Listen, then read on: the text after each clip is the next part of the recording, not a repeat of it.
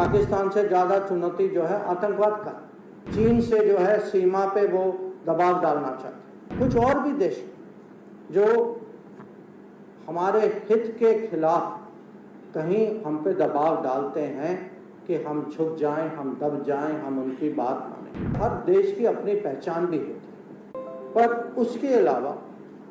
ये भी है कि दुनिया में ये जैसे राजनीति में स्पर्धा होती है,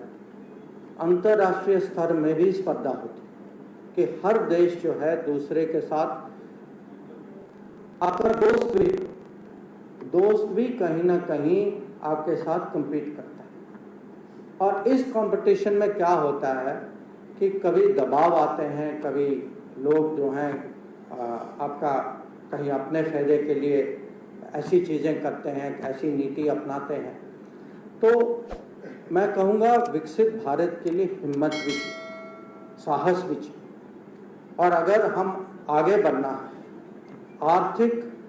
आर्थिक विषयों में जरूर हम सौदा कर सकते हैं, पर कुछ चीज़ों में जब दबाव होता है, और दबाव या कभी कभी सुरक्षा का विषय जो है, क्योंकि चुनौतियां अलग अलग,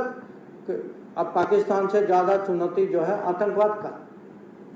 चीन से जो है सीमा पे वो दबाव डालना चाहते हैं। पर कुछ और भी देश जो हमारे हित के खिलाफ कहीं हम पे दबाव डालते हैं कि हम झुक जाएं, हम दब जाएं, हम उनकी बात मानें। तो मैं ये भी कहूँगा कि अगर हमें विकसित भारत बनाना है तो हमारे यहाँ ऐसे सरकार होना चाहिए, ऐसे प्रधानमंत्री होने चाहिए, उनके साथ ऐसे संसद सदस्य होने चाहिए अच्छे बहुमत के साथ, जो भारत का पक्ष, भारत के हित जो हैं बहुत मजबूती से दुनिया में आगे ले जा सके। और ये विदेश नीति में मैं आपको इसका 2-3 उदाहरण दे सकता हूँ। एक से तो आप सब मेरे ख्याल से परिचय तो है कि हम पे जो दबाव हुआ था कि हम रूस से तेल न लें। अब आप सोचिए, क्योंकि जब आप रील देखते ना आपको लगता है कि भाई इन्होंने उसको सुना दिया, चलो बहुत अच्छा लगा, हाँ, पर आप थोड़ा अपने दृष्टि, अपने परिप्रेक्ष्य से थोड़ा सोचिए इसको। मान लीजिए कि हम झुक जाते, रूस से तेल नहीं लेते, ये मुझे बताइए कि आपके लिए पेट्रोल की कीमत कितनी ज़्यादा बढ़ती है।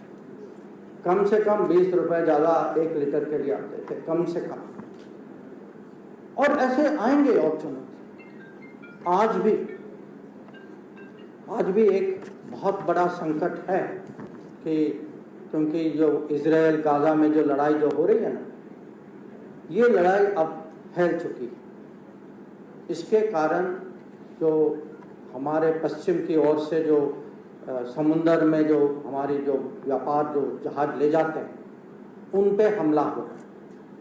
उन पे ड्रोन की अटैक होती है, मिसाइल की अटैक होती है। कुछ जहाज़ें कहीं कुछ आग लग जाती है,